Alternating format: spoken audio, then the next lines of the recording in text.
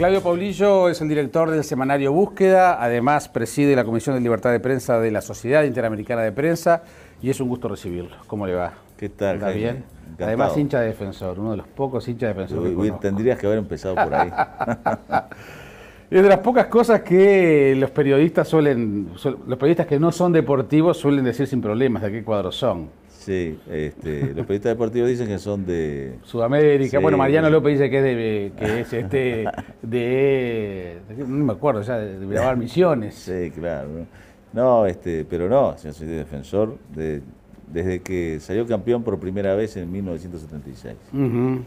Es una decisión razonada, ¿no es? ¿Sí? Sí, después la pasión, pero antes de eso yo era, es decir, me parece que el fútbol uruguayo es demasiado aburrido solamente con 2 cuadros ganando los campeonatos, ¿no? Y eso era así hasta el 76. Solo podía concebir que Nacional o Peñarol salían campeones. Y entonces cuando un cuadro chico salió campeón, dije, me hago de este. Me llama la atención inclusive entonces que con tanta racionalidad después haya, a veces por lo que me han comentado, tanta irracionalidad en la tribuna. Bueno, está. Es ahí donde descargo. A veces todavía me subo al alambrado.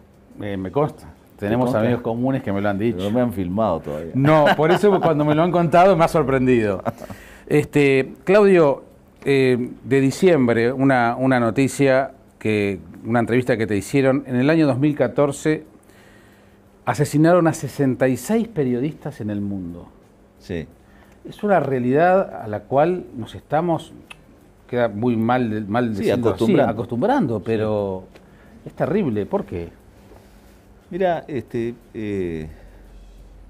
antes de esta época, o sea, te estoy hablando de hace no más de 20 años, pero y mucho más para atrás, yo no sé si vos recordás, pero en todo el mundo donde había conflictos armados o guerras civiles, los periodistas se ponían un cartel de prensa en el auto o llevaban un cartel de prensa como en el chaleco antibala, llegado el caso, y ese era el salvoconducto para que no te mataran, o para que no te agredieran, o para que no te secuestraran. Bueno, ahora eso se transformó, y los periodistas que cubren conflictos que tienen un componente bélico son objetivos también de los beligerantes. Y ya lo has visto. Es decir, el Estado Islámico, vos le ponés cartel de prensa, vení para acá, y después le cortan la cabeza. Es decir, o sea, ya no es una garantía, sino todo lo contrario. Exacto. Decir que sos de la prensa. Y hasta botín de guerra. Sí, por supuesto, y te agarran, te toman de rehén y eventualmente te matan. Ha cambiado eso notoriamente, ha cambiado mucho. ¿Por qué ha cambiado el papel de la comunicación, de la información, de los medios? Mira, yo creo que estamos viviendo en un mundo muy violento. No solo periodistas mueren, por supuesto, pero es un mundo que no tiene liderazgo. Es un mundo sin liderazgo firme. O sea, no one is in command. Nadie está al mando. O sea, al mando en el sentido, es decir, de los líderes que había antes, mundiales, ¿no? Es decir, no hay un Roosevelt, no hay un Willy Brandt, no hay personajes de un Mitterrand, yo qué sé, personajes que vos decías. Palme, sí, en su momento. Son todos personajitos, con todo respeto por los actuales presidentes de las grandes potencias del mundo, ¿no? Pero no hay nadie que diga, bueno, no, hay un consenso mundial donde estos 3 o 4 tipos se ponen de acuerdo en mínimos términos básicos, ¿no? Y entonces hay una especie de anarquía generalizada en donde también caen los periodistas, pero no solo los periodistas. Es decir, todos los días hay centenares de muertos por las más diversas razones en las más diversas áreas del mundo, que no son periodistas. Estamos en un mundo muy violento, además muy violento. El otro día, a la cuestión capaz que de un mes, escuchaba una entrevista que te hicieron en Radio Francia Internacional hablando del caso paraguayo. Bueno, porque también esto, uno puede decir, bueno, estamos hablando del mundo islámico, lejano, y tú hablabas de Paraguay, pero sí, además con acontecimientos muy cercanos, sí, entre ellos. Ese fue un periodista que mató una banda de narcotraficantes, que es no digo que un nuevo fenómeno, porque los narcos están actuando en el mundo desde hace muchos años, pero sí es un nuevo fenómeno para o sea, dentro de lo que es el periodismo, es el mayor factor de riesgo, que no solamente incluye a los narcos, sino que incluye también a los gobiernos, a gobiernos estaduales de países de América Latina, por ejemplo, que están coluidos con los narcos. O sea, o tienen miedo a operar contra ellos, tienen miedo porque los jueces o los fiscales o las policías locales, en México por ejemplo, o en el interior de Brasil, o en el interior de Paraguay, es decir, o tienen miedo para actuar o están enganchados con el narcotráfico. Y por lo tanto las instituciones estatales que tendrían que proteger a los ciudadanos de esas bandas fracasan, y entonces se mata un periodista, y cuando se mata un periodista no solamente se cega una vida, ¿no? Sino que lo que se mata es una idea o una información o una opinión que ese periodista tenía para dar. Pero también se provoca y se promueve la autocensura, porque los compañeros de ese periodista van a tender a decir, bueno, no, yo de este tema no me meto, en este tema no me meto porque no quiero correr la misma suerte, lo cual es una reacción humana natural. Y eso, el motor de todo eso es la impunidad. O sea, nunca se agarra a nadie de los asesinos, los culpables materiales o intelectuales del asesinato. Y eso es los estados que fallan. Claro. Los estados que tienen que ser... Antes, cuando nosotros empezamos en esto, que empezamos en dictadura, teníamos muy claro que en una situación de dictadura, donde las libertades estaban recortadas, cercenadas, controladas, uno sabía, digamos, quién era el responsable de eso. Pero hoy es el Estado, en un sistema democrático, es el Estado quien debe garantizar todas las libertades, la de expresión entre ellas. Pero aquí no pasa eso. El Estado no se hace responsable, no garantiza la libertad de expresión, no garantiza en este caso la vida de los periodistas, y entonces estás librado a tu suerte, y entonces con las consecuencias graves de la autocensura y del control de la información.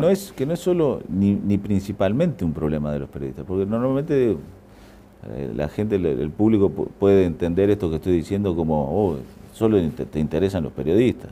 No. Cuando un periodista muere y no puede dar la información que tenía para darle a la gente, y los compañeros de ese periodista empiezan a autocensurarse por la muerte de su compañero, los principales afectados son los ciudadanos, que dejan de recibir información de su directo interés y a raíz de los asesinatos y de los casos de impunidad que proliferan en América Latina, en México, en Honduras, en Guatemala, empezó otra vez en Colombia, había parado, empezó otra vez, en el interior de Brasil. Hay numerosos asesinatos no esclarecidos en el interior de Brasil, no en San Pablo, Río, Porto Alegre, en el interior de Brasil, donde operan los narcos, ¿no? Y en Paraguay, o sea, está muy cerca, está la pelota picando, las balas que pican cerca, como se decía. Digo, basta con leer el libro de Antonio Ladra y darse cuenta. Bueno, ahí tenés. Que no estamos nada lejos de eso. Pero bueno, y el Estado es incapaz de garantizar eso. Sí, los estados están fallando. Los estados están fallando. Y si querés, no digamos Estado, que puede ser una entelequia. Los gobiernos responsables de conducir esos estados están fallando. Pero cambian los gobiernos y siguen fallando. O sea, las instituciones estatales están fallando, sobre todo en América Latina, en Asia, ni que hablar, en África, porque en Europa y en Estados Unidos, Canadá, eso fallan menos, digamos, ¿no? O sea, tienen hay mayores garantías, pero en los países del anteriormente llamado tercer mundo, eso se está ocurriendo. En esta misma entrevista, cuyo título era en 2004 asesinaron 66 periodistas en el mundo, no solo se queda con esa cifra, sino que habla de 178 periodistas encarcelados. Sí. Y además hace una distinción que me gustaría hacerla contigo también, periodistas ciudadanos. Claro, que es el nuevo tipo de gente que hace uso, o sea, los periodistas somos ciudadanos que nos dedicamos en forma sistemática a ejercer un derecho humano que es de todos. La libertad de expresión incluye el derecho a recoger, recibir y difundir informaciones u opiniones por cualquier medio sin ser molestado por ello. Así dice el artículo 19 de la Declaración Universal de Derechos Humanos. O sea, es un derecho humano que pertenece a todo, por ser derecho humano, y que los periodistas ejercemos en forma sistemática y remunerada. Esa es la única diferencia con los demás ciudadanos. Ahora, con las nuevas tecnologías, cualquiera puede ejercer eso, lo cual es una maravillosa noticia. O sea, yo no quiero, por ser periodista remunerado y sistemático, digamos, yo digo, bienvenidos los nuevos colegas, ¿no? Obviamente que yo creo que el periodismo, para hacer un periodismo profundo y investigativo, sistemático, o sea, nadie se pone a hacer eso si no le pagan un sueldo. O sea, si trabaja en una panadería, o en una carnicería, o arriba de un ómnibus, o donde sea, y quiere hacer periodismo como mal o bien tratamos de hacer nosotros, no va a tener el tiempo para conseguir las fuentes, contrastar, etcétera, todo lo que hacemos, lo que tratamos de hacer para hacer y que lleva tiempo. El mejor, lleva tiempo y lleva trabajo. Es decir, trabajo muy serio, muy importante y que tiene que ser muy responsable además. O sea, es decir, pero todo eso que ha venido nuevo ha determinado que en países autoritarios como China, Rusia, Cuba, Corea del Norte, yo qué sé, en esos países la gente, la prensa está restringida o prohibida, la prensa libre, independiente. Estoy hablando de prensa en términos generales, ¿no? Radio, canales de televisión, diarios y medios online. En China está restringido, en Cuba está prohibido, en Rusia está restringido, en Corea del Norte ni que hablar. Y entonces, ¿qué pasa? Con los iPhones y todas las nuevas tecnologías, la gente saca fotos, informa, lo sube a internet, y la nueva batalla por la libertad de expresión está ahí.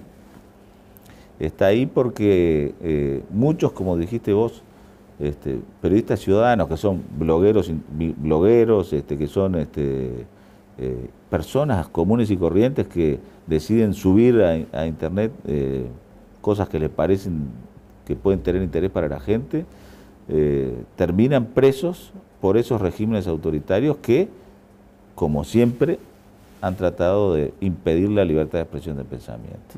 Todo régimen autoritario se caracteriza principalmente por su celo en impedir que se hable y se digan las cosas libremente. Es el rasgo más distintivo de una dictadura o un régimen autoritario es ese. Primero, las dictaduras lo que hacen es suprimir la libertad de informar o de informarse. Y luego, suprimida esa libertad, empiezan a asesinar, robar, torturar, violar, etc. Pero necesitan que se suprima primero esa libertad para después poder hacer las otras cosas sin que la gente se entere. Por eso es tan importante la libertad de expresión del pensamiento. No solo para los periodistas, para la gente claro. Es importante. Claudio, ¿y cómo se planta la CIP ante esos problemas? Porque uno te ha visto, te ha escuchado en distintos foros haciendo o firmando declaraciones hacia los gobiernos denunciando estas situaciones. ¿Cuál es la capacidad de llegada con los reclamos? La CIP tiene mucha capacidad de llegada. La CIP, el Comité de Protección de Periodistas, Reporteros Sin Fronteras, todas las organizaciones que se dedican a este tema, tienen mucha llegada. Digamos, uno podrá decir, sacaste 25 declaraciones contra la censura que supone la ley orgánica de comunicación en Ecuador, y ahí sigue vigente la ley orgánica de comunicación en Ecuador. Pero el señor Correa está preocupado siempre por esas declaraciones. O sea, si no hubiera esas declaraciones, entonces el señor Correa diría, aquí estoy tranquilo y todo el mundo me apoya. Además, sirve para apoyar a los periodistas que están adentro de los países sufriendo las consecuencias de esas restricciones.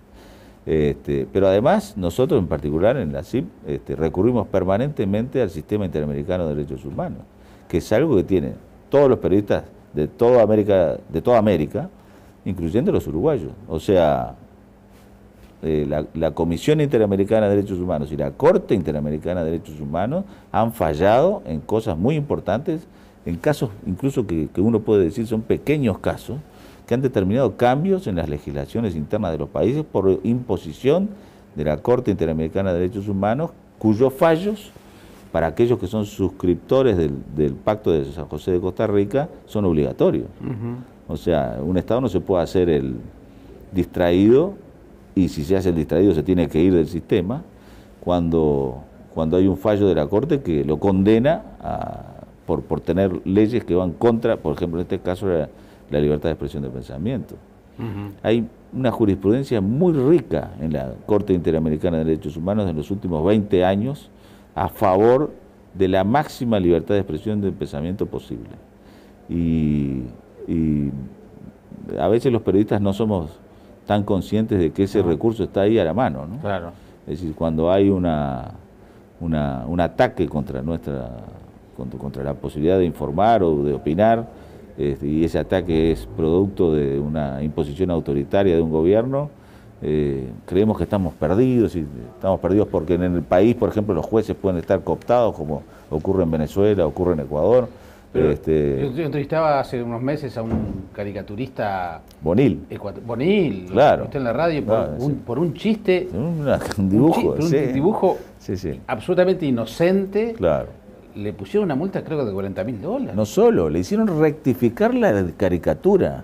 O sea, fíjate la locura que significa eso. Vos haces un dibujo, ¿no? Un dibujo satírico, como son todas las caricaturas, ¿no? Era sobre el allanamiento de una casa, de un periodista, además. Sí. El allanamiento de la casa de un periodista. Entonces hizo un dibujo, militares entrando, pateando la puerta, yo qué sé, está feo. Entonces la Supercom, porque además no son ni siquiera creativos para poner el nombre, la Superintendencia de Comunicaciones del Ecuador se llama Supercom, ¿no? Parece Superman, porque parece Superman el jefe de la Supercom, claro. Puede hacer y deshacer todo lo que quiera en materia de comunicación. Entonces decidió que ese dibujo iba contra la ley orgánica de comunicación en Ecuador. Y le ordenó, no solo le cobró la multa, sino que le puso una multa, sino que además le ordenó rectificar el dibujo. Entonces Bonil hizo otro dibujo de rectificación del dibujo anterior, pero burlándose, y el gobierno entendió que estaba bien la rectificación. El nuevo dibujo era, venían sonrientes los agentes de seguridad, decía, necesitamos allanar la casa, decían sonrientes, ¿no? Y decía, pero ¿cómo no? Pasen adelante, ¿cómo? Esta es su casa, pasen, no sé cuánto. ¿Quiere que venga alguien a controlar aquí para que usted vea que nosotros no abusamos de su derecho? Pero por favor, ustedes son la ley, ustedes son el Estado, adelante. Faltaba más. Bueno, entonces eso, que fue una burla tremenda, el gobierno entendió que había sido una correcta rectificación del procedimiento que se hizo en ese allanamiento. O sea, mira, se llegan unos absurdos en los países donde los estados quieren controlar el flujo informativo, que son tragicómicos, como este que acabo de decir, que es la quinta esencia de lo tragicómico, ¿no? Y cuando en el continente estamos viendo también que los propios gobiernos están tratando de amoldar las leyes de la ley de medios en Argentina, toda una nueva legislación en Ecuador, Venezuela también, es decir, están tratando de alguna manera. En Uruguay también el tema de la comunicación ha sido un tema, y bueno, se votó hasta ayer una ley donde se trata de adecuar el sistema de medios. ¿Hay una intención de meterse más en los gobiernos en lo que es la regulación de los medios? Mira, hay un periodo que es de los 60 y los 70, digamos, las dictaduras militares, donde no hubo libertad de expresión. No hubo libertad de prensa simplemente porque había dictaduras militares que se reconocían como tales, además, ¿no? Sí. Contra ellas combatíamos en la calle, combatíamos en los medios en donde podíamos trabajar y podíamos meter algo para denunciar lo que pasaba. Y te diría que era un combate durísimo, por supuesto, porque podías ir preso, podías desaparecer, podrías ser asesinado, etcétera. Por tanto, era un combate muy duro. Pero era un combate contra un enemigo claro. que eran los dictadores que se reconocían como tales. Después que terminaron las dictaduras en los 80, vino un periodo digamos, de paz y democracia y libertad y tolerancia que duró hasta fines de los 90, principios de los 2000, donde empezó a correr otra vez otro tipo de pensamiento autoritario, retrógrado, censurador, limitador, que arranca con el gobierno de Chávez, aconsejado por Cuba, por el gobierno de Cuba.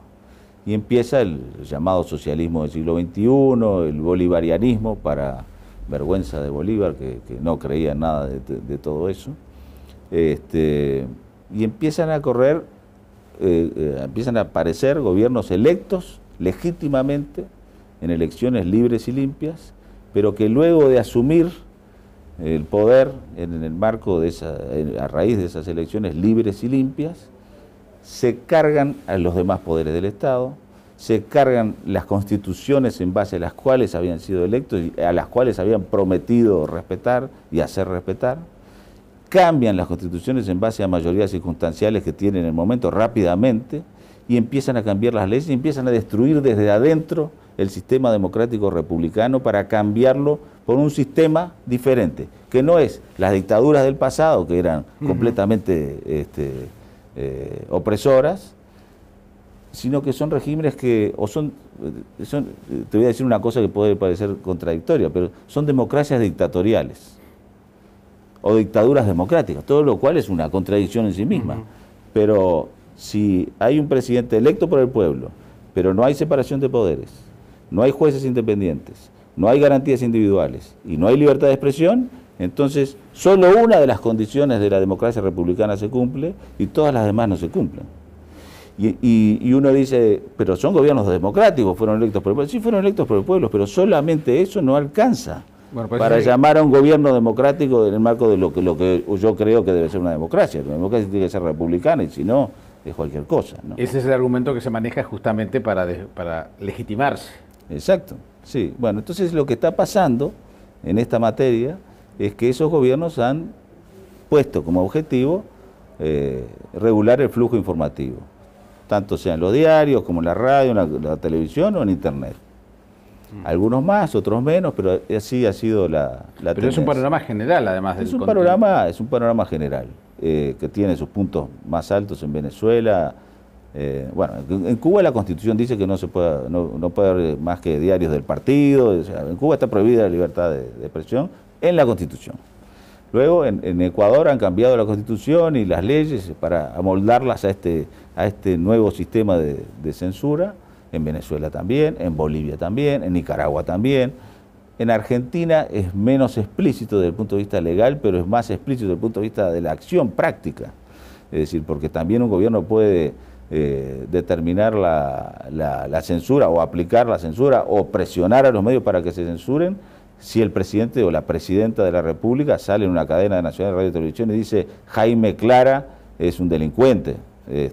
Cuando Jaime Clara se limitó a informar algo o a opinar algo que tiene todo el derecho a hacerlo. Entonces lo expone al periodista o a la periodista al odio, al desprecio público y a la posibilidad de autocensurarse, de atemorizarse, etcétera, ¿no? Hay un nuevo sistema que incluye también empresarios privados. Empresarios privados que, a cambio de recibir favores del Estado o del gobierno, sea tanto publicidad oficial como construcción de carreteras o explotación de casinos, por decirte dos cosas que ocurren, ¿no?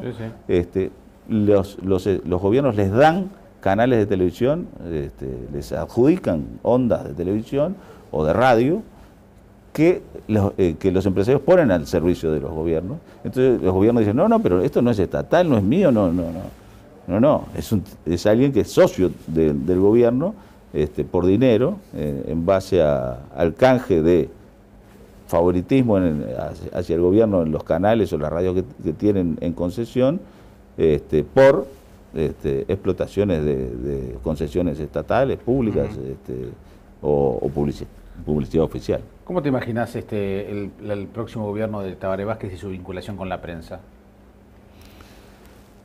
Tabaré Vázquez ha dicho públicamente que él quiere respetar la libertad de expresión del pensamiento en toda su dimensión y con todas las garantías. No tengo por qué dudar en este momento del pensamiento, de lo que dijo el presidente electo. Sería un atrevido si yo me pusiera a decir que él va a hacer lo contrario de lo que dice. Yo creo que va a hacer lo que dice. Luego, si no hace lo que dice, lo denunciaré y lo denunciaremos en su momento, pero no tengo por qué dudar de la palabra de él. Es decir, durante los gobiernos desde que empezó la democracia, en realidad, desde 1985, aquí no ha habido mayores problemas de libertad de prensa, libertad de expresión.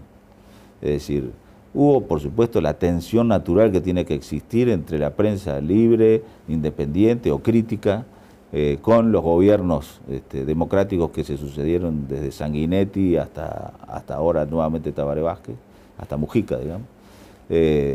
Pero no hubo casos graves de limitación a la libertad de expresión y de prensa.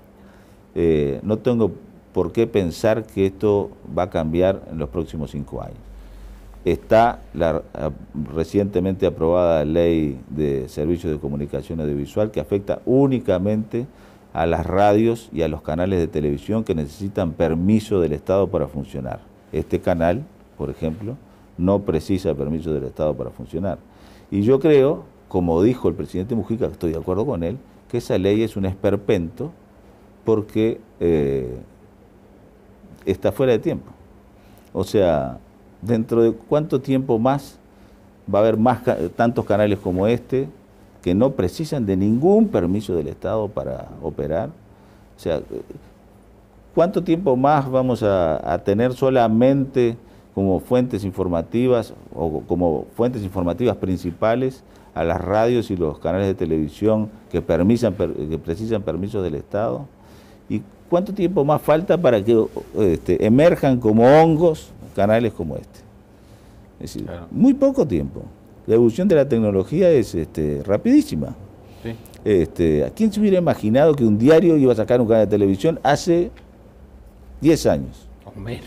¿Quién se hubiera imaginado que una radio, por ejemplo El Espectador, iba a contratar fotógrafos?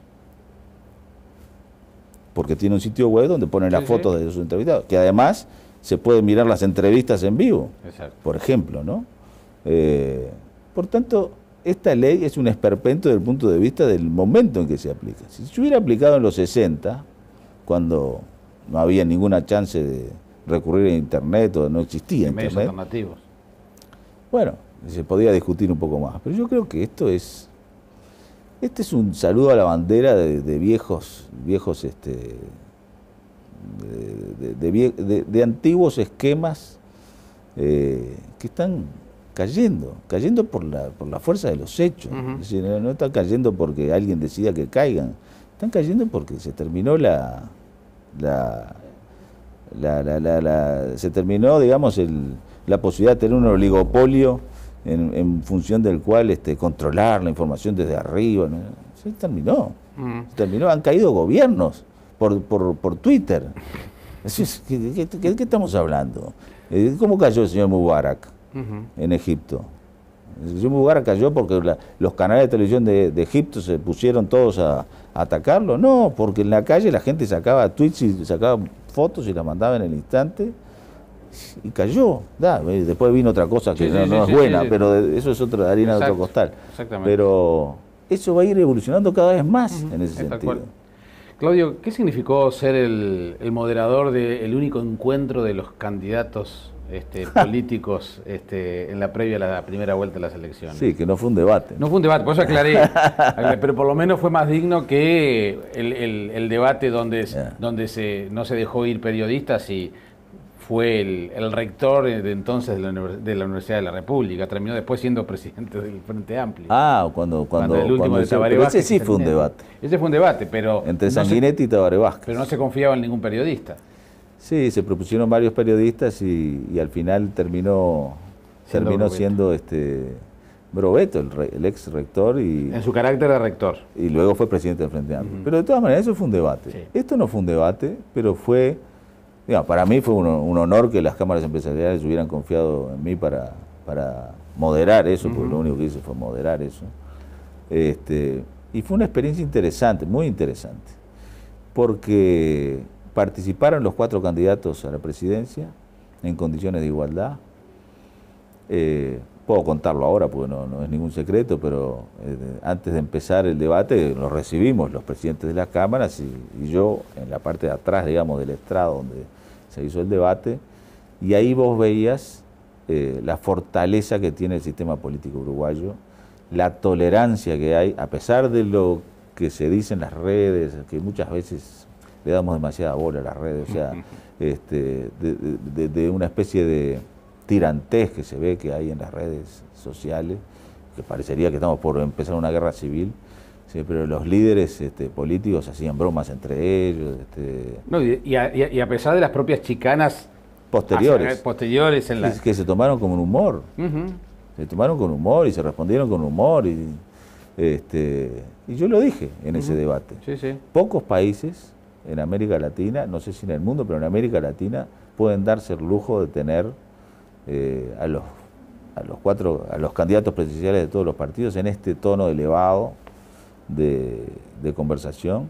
Y te diría más, pocos países en el mundo, ahora sí en el mundo, pueden tener el privilegio de tener a todos los expresidentes de la democracia, que va a cumplir 30 años el 1 de marzo del año que viene, en un ambiente, en una reunión, convocados para, no sé, como se fueron convocados para celebrar los 25 años de la democracia, y fueron todos los ex y el presidente que estaba en actividad, que era Mujica, y estaban los 6 ahí, los 6 o 5, los 5 ahí. Los 5 ahí juntos. En Argentina es impensable, sí, claro. En Chile es impensable, en Brasil es impensable, en Paraguay es impensable, y en el resto de América Latina es impensable. Es decir, yo creo que el único país que puede compararse a eso es Estados Unidos. En Estados Unidos los presidentes asumen su condición de ex jefes de Estado y por tanto personas que llegaron al máximo cargo público que se puede aspirar en una sociedad, y se juntan y no tienen problema en sacarse fotos juntos, aunque piensen diametralmente opuestos. Aquí pasa eso, y eso es un activo intangible que tiene el Uruguay, que no me cansaré de decir que vale oro. Y nosotros, público y ciudadanos, valorarlo permanentemente. Sin duda. Claudio Paulillo, ha sido un privilegio tenerte. Con mucho gusto. Buen año para ti y para todos los amigos que hay por busca. Cómo no. Que pases muy bien. Encantado. Un mundo muy violento, muy violento. El otro día, hará cuestión capaz que de un mes, escuchaba una entrevista que te hicieron en Radio Francia Internacional hablando del caso paraguayo. Bueno, porque también esto, uno puede decir, bueno, estamos hablando del mundo islámico, lejano, y tú hablabas de Paraguay, pero sí, además con acontecimientos muy cercanos, sí, entre ellos. Ese fue un periodista que mató una banda de narcotraficantes, que es no digo que un nuevo fenómeno, porque los narcos están actuando en el mundo desde hace muchos años, pero sí es un nuevo fenómeno para o sea, dentro de lo que es el periodismo, es el mayor factor de riesgo, que no solamente incluye a los narcos, sino que incluye también a los gobiernos, a gobiernos estaduales de países de América Latina, por ejemplo, que están coluidos con los narcos, o sea, o tienen miedo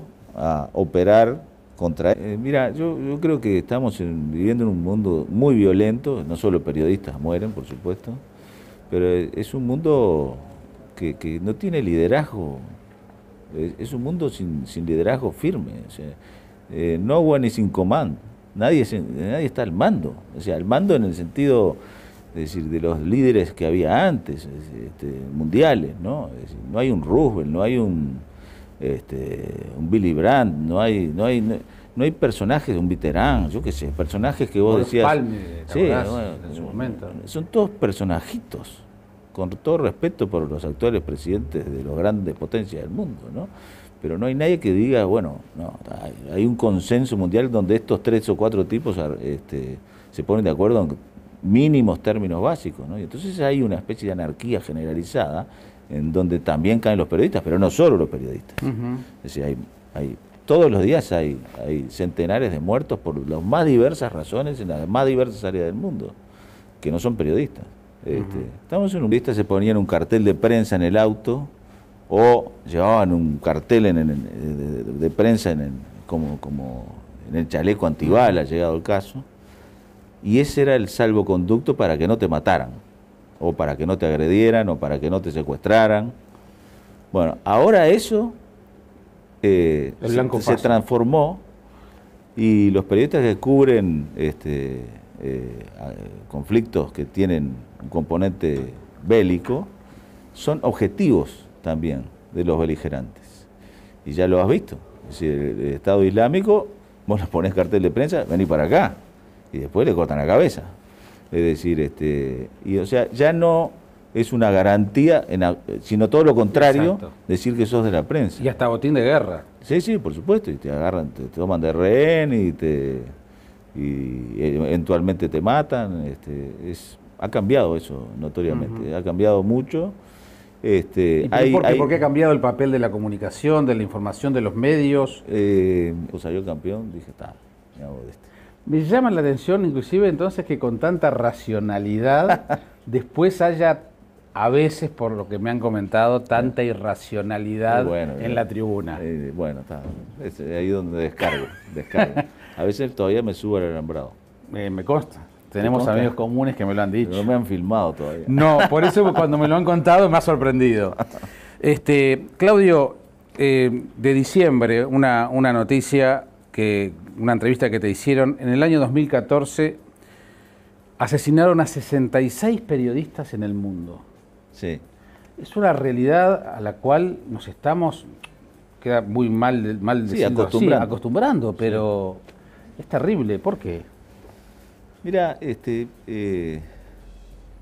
antes de esta época, o sea, te estoy hablando de hace no más de 20 años, y mucho más para atrás, yo no sé si vos recordás, pero en todo el mundo donde había conflictos armados o guerras civiles, los periodistas... Claudio Paulillo es el director del semanario Búsqueda, además preside la Comisión de Libertad de Prensa de la Sociedad Interamericana de Prensa, y es un gusto recibirlo. ¿Cómo le va? ¿Qué tal, ¿Está bien? Encantado. Además hincha de Defensor, uno de los pocos hinchas de Defensor que conozco. Tendrías que haber empezado por ahí. Es de las pocas cosas que los periodistas los periodistas que no son deportivos suelen decir sin problemas de qué cuadros son. Sí, los periodistas deportivos dicen que son de... Sudamérica. Sí, bueno, Mariano López dice que no me acuerdo ya, de grabar Misiones. Sí, claro. No, pero no, yo soy Defensor desde que salió campeón por primera vez en 1976. Es una decisión razonada, ¿no es? ¿Sí? Sí, después la pasión, pero antes de eso yo era, es decir, me parece que el fútbol uruguayo es demasiado aburrido solamente con 2 cuadros ganando los campeonatos, ¿no? Y eso era así hasta el 76. Solo podía concebir que Nacional o Peñarol salían campeones. Y entonces cuando un cuadro chico